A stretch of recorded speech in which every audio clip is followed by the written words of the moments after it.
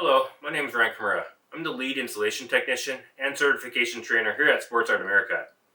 In this video, I'll be going over how to build a T655MD. Once you have unpacked everything and unwrapped all the parts, lay them out neatly next to the treadmill. If you're worried about scratches on the parts, you can use the top of the box and lay them out on top of there. To get started, find the blister pack of tools and pull out the 6mm Allen wrench and the 6mm T-handle. Most of the hardware is already installed, so grab your Allen wrench and remove all 3 screws. Be careful not to drop any of the washers down into the cracks. Stuffing a rag inside one of the holes will save you some time if you lose a washer.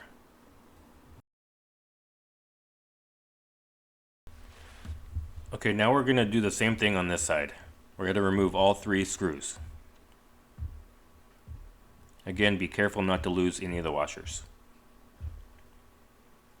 Next, you want to grab the harness that's tucked inside the frame and unravel it so it's more straight. Grab your upright and match it up with the R and make sure you got the right side with a red R and match it up with the other red R in the frame. There's a twist tie that's tied inside the upright. Go ahead and twist tie the harness and make sure you twist it really good. You don't want it unraveling while you're pulling it through the upright. Once that's in there, tuck that into the bottom, and from the top, the other side of the twist tie, start pulling the harness through the upright. If you don't have another hand or another person, go ahead and rest the upright on your knee. Once it's all the way in there and you know there's not going to be any pinches, add in the hardware. We're only going to tighten each bolt finger tight for now. We're not going to use any tools until the very end. Next, you want to repeat the same process on the other side. Only the user's right side will contain a harness in the upright. The user's left side does not have a cable to run through the upright.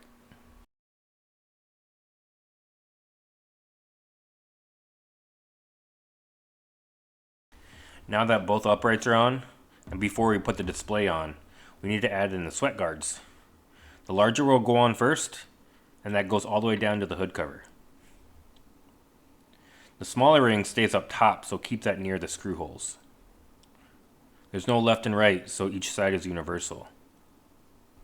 Repeat the same process with the sweat guards on the opposite side. Next up, you want to grab the display and remove all the hardware from the lower frame. The harness in the upright will be long enough so where you can make the connection and still have the display resting on the base of the treadmill. Make sure you hear a click when you connect the cable.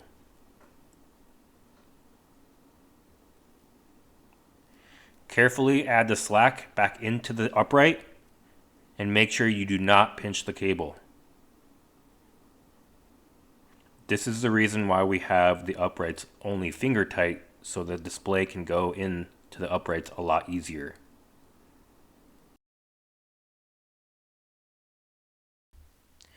Before reinstalling the hardware for the display, we'll need to move the sweat guard up above the seam of the frame. Go ahead and install the hardware for the display.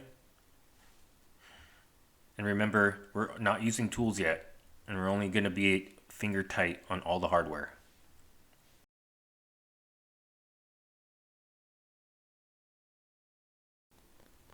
Once the hardware's in, go ahead and move the sweat guard back into the seam and it'll snap in place.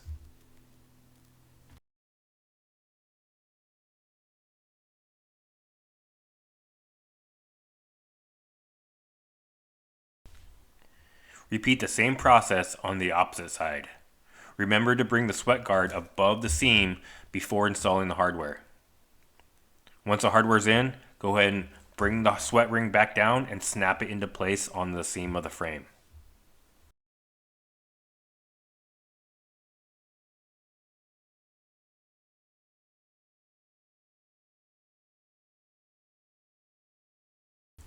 For this next part, it's highly recommended you have a second set of hands.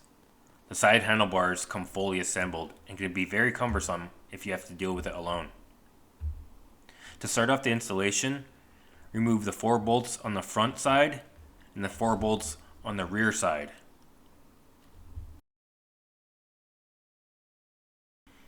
Reinstall each one side at a time and put back all 4 bolts.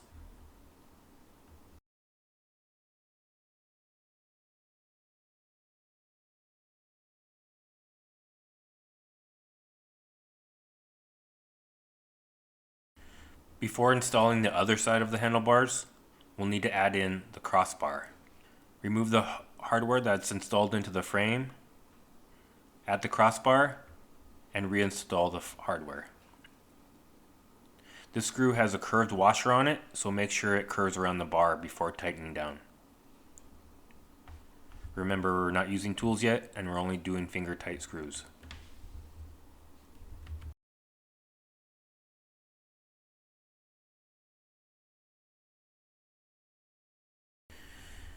Next, we install the other side of the handlebars.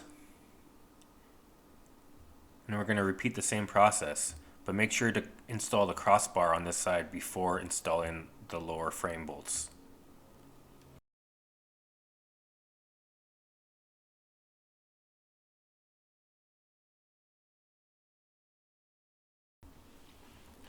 Go to the handlebars and remove all 4 bolts on the left side there. Grab your handle and make sure the blue L matches with the other blue L on the frame. We're going to do the same thing with the red R on the other side. Match up the holes and reinstall all the hardware. For this particular step, you can use your Allen wrench and fully tighten down all 4 bolts of this handle. Once the bolts are fully tightened, you want to grab the cover, which is a clamshell type cover, and pull it apart.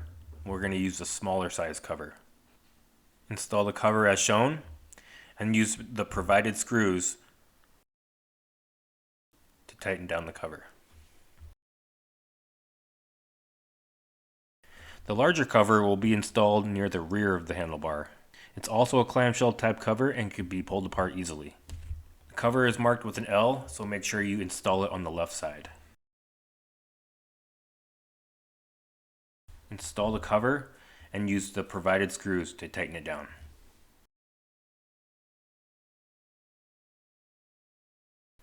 At this point, you can go to all the hardware that you kept finger tight and fully tighten it down with your Allen wrench. Make sure you do the uprights, the crossbar, the lower part of the handlebars, the uprights, the display on both sides. Once you have everything fully tightened down, you want to add the hood side cover. It's just going to snap in place, and use the 2 provided screws to tighten it down.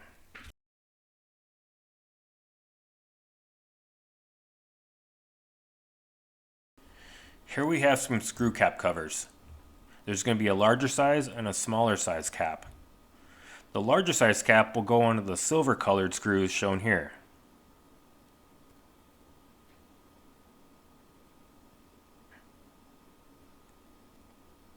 The smaller size cap will go onto the black colored screws shown here.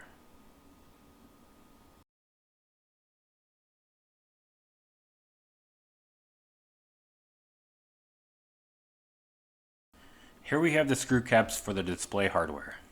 There are going to be 2 different types. There's going to be a flat cap and a curved cap.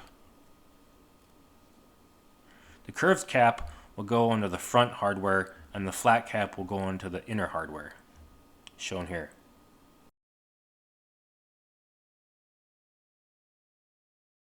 Repeat the same process on the other side.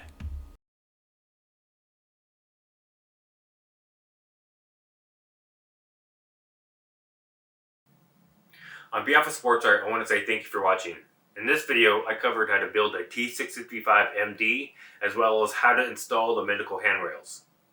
If you have any questions, please contact us at service@gosportsart.com or visit our website at www.gosportsart.com. Thanks for watching.